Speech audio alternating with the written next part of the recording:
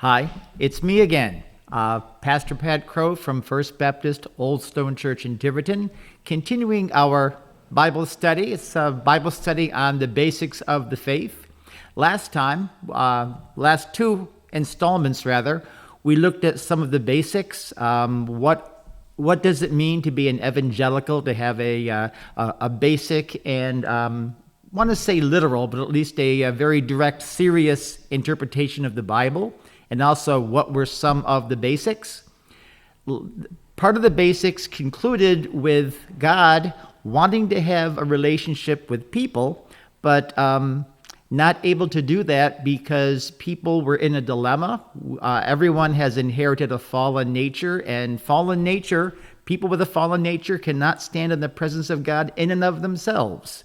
But God has given a solution in Jesus Christ. And in this installment, next two installments really, we're going to be looking at, did Jesus really exist? And basically, who is Jesus? What makes him unique?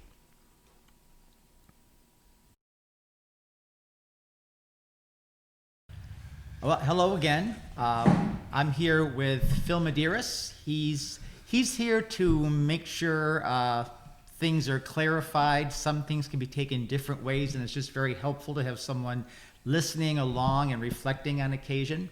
But he is also our tech guy. Without him, I'd just be sitting here talking to myself. So we appreciate your efforts, Phil. Thank you very much. So today would be just like any other day, right? That's right. That's right. So last time, again, we talked about the dilemma that human beings are in, and today we're going to talk about the solution found in Jesus Christ. But before we talk about Jesus Christ, I find that we need to address the issue, was there a Jesus Christ? There is an element of skepticism in our culture, which claims that Jesus didn't even exist, that all this stuff is just made up. But really, that claim doesn't make a lot of sense when you start looking into it. Now, there are a few things about the background, a few things about the circumstances that you have to understand. First, the written documents of the New Testament started to be generated around 50 to 55 AD. And that is about 20 years after the events of Jesus' life, death, and resurrection. In particular, several of Paul's epistles and the Gospel of Mark are dated back into the early 6th decade, early 50s. And that is significant for a couple of reasons. First, if a myth or a legend is going to develop, it takes a good 200, 300, 400 years for that to develop. It doesn't develop in 20 years or so. On top of that... What do you mean by develop? I mean that people start telling stories, and there's some embellishments or interpretations of that story. I think... So it's not just a written document now and there it is. Right. Okay. There's a lot of time in transition. One example that comes to mind off the top of my head, and it's scary that this is off the top of my head, but the Egyptian creation stories, the Egyptian creation stories. They actually have found different documents and can date when each document was written, and there are variations in these different documents at different stages in time. In particular, geographic details. Whatever city was the capital at the time, that's where the creation story ends up focusing. So some of the developments in the story that have a political aspect to them. But again, that takes years and years and years. Okay. Not 20 years. And I was talking about the written documents, but the oral traditions about Jesus, they were being set and shared orally just within a year of his death. The disciples started sharing the gospel, and it went outside of Jerusalem into the rest of the known world at the time, available world at the time, if you will. So really, a lot of these stories, they were set and written down in the 50s, but they had a history before that and were well documented. Again, legends don't start in 2, 3, 4, 5 years. It takes centuries. So another detail, another significance about that is that these stories about Jesus, they were specific about when and where they happened. Well, when, generally speaking, there are often details where you can tell about where things happened. But as far as where, the place, they're pretty specific about that. Towns, even specific places in the towns. The gospel was shared in these same locations. The gospel was shared in the places where these events took place. And we don't have any evidence whatsoever, no records whatsoever of anyone saying, hey, I was there, it didn't happen. Nobody is contradicting the details of the story. Nobody is saying that it happened a different way. None of that stuff happened. There's none of that. So the disciples freely shared the gospel and the details of the gospel, including miracle stories, healing stories, and no one contradicts the details of the story. Because you're talking like 50, 60 years, right? After his death. Well, I'm talking 20 years. Okay. The oral tradition, almost immediately to within a couple of years. Orally, right. In fact, the gospel was first shared in Jewish territory, where everything occurred. So Right. it would be freshest memory would be there. Right, and if it's only 20 years, then, I was still alive 20 years ago, whereas opposed to 50, 60, you're starting to get, maybe my mom told me this story, and it was this or that, but, Right. yeah, makes sense. Right. Thank you. We really should think about our colors here. Orange and pink really don't go together overly well. We need to try to coordinate that a little better next time. We do. Yeah, I'll give you a call. So, talking about the oral tradition, the written tradition, I want to address an assumption that people often have about the development of the Bible. People often compare the development of the Bible to the child's game Whispered Down the Lane or Telephone. They say that, somebody told this story and then somebody passed it along and some details might have changed, and that's a pretty common accusation, but really it doesn't have any good foundation to it. There's a couple of reasons for that. First, when the gospel was shared, it wasn't shared secretly in a whisper. In the game Whisper Down the Lane and Telephone, you whisper the message to the person next to you and they can't clarify anything. Right. These messages, the gospel was not shared privately, and there was an interchange, so details could be clarified.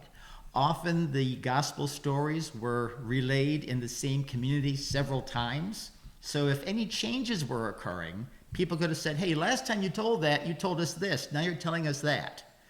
So any changes would be caught. And there's a feedback loop to clarify and to make sure the stories have integrity. So this is not about whisper down the lane. This is about stories openly told over and over again, often to the same audiences, and the audiences confirming that's what they heard last time. Also, the Jewish people were very good at creating oral stories with memory devices. Especially in the Old Testament, but still you have a Jewish audience, you have a Jewish contingency rather, sharing the gospel, so they share the same characteristic, and they're, again, very good at telling a story in a way that is easy to relate it the same way over and over again. Different mnemonic devices, some rhymes, some images, and so forth. So they were careful about how they shared the story, and it was shared openly to make sure they stayed honest. So the gospel stories we have a lot of authenticity, a lot of integrity to them. So the first detail is that these stories were shared and written down within 20 years of Jesus' life and death. Actually, they were shared orally within a couple of years of his life and death. Another point we have about the existence of Jesus is that he is mentioned in other historical works of the time. Two of the Roman historians that mention him, one is Pliny, the other one is Tacitus, and they were in the next century, but they had done their research. The most significant historic works that mention Jesus, first there's Josephus. Josephus was a Jewish historian writing the history of the Jews, including the first century. Josephus lived in the first century. There's a very good chance that he lived during the time of Jesus' life, although probably a short chunk of it. He was probably very young when Jesus was alive, but still he was there recording things, and he makes two mentions of Jesus and also mentions John the Baptist. Now you could research some of Josephus and you will find people saying, well, some scholars of Josephus will say that the mentions of Jesus were inserted later. There is a large contingency of Josephus scholars, believe it or not. Many people that have made the writings of Josephus a primary area of study. And the vast majority of those scholars believe that the mentions of Jesus in Josephus are indeed original. They may have been edited to some degree, but they are mentions of Jesus originally part of his work. So there may be details, theological details in there that were inserted. That's not a huge issue for my purposes right now. Josephus mentions that Jesus existed, and he was a first century Jewish historian. He's a very good source. Another good source would be the Talmud, the oral tradition of the Jews, and that was developed between 200 BC and 200 AD. It's their oral tradition, their commentary on the written Torah, the written law. And there are several places in the Talmud where Jesus is indeed mentioned. Some of their stories and examples include current events. And so Jesus is mentioned in the Talmud in a couple places. Brief mentions, a couple places, but it's there. Now, Isn't he also in the Quran, whatever you say? Well, he is in the Quran. Yeah. They include him in the Quran. That's sort of to be a prophet or something of that nature. Yes, but the Quran was written around 600 AD. Okay. So it's not really a historical work on Makes sense. on Jesus. We'll get to that some other time, maybe. Maybe not. No, maybe not. Okay. Not next time, anyway. Okay, the last thing that you can take as evidence that Jesus actually exists, that the gospel stories are true in their details, is that the followers of Jesus were willing to die for the gospel. They wouldn't renounce the existence of Jesus. They wouldn't renounce any part of the message. They proclaimed Jesus is Lord, and they would not worship the Roman emperor, which was dictated by law at the time. They said, oh, he may be the emperor on earth and we'll follow his edicts, but he's not God and we're not going to worship him, as the Roman government was saying. If Jesus never existed, if the gospel was a complete lie, a complete fabrication, who would die for a lie? Especially if they're the ones making it up and they knew it. There's really no logic behind that, except that it's a true, authentic story, very meaningful to them, and they found the gospel more important than their very lives. So those are some of the proofs. Those are the more, I think, immediate proofs that Jesus actually did exist. Next, I'm going to talk about who was Jesus. Who is this historical character?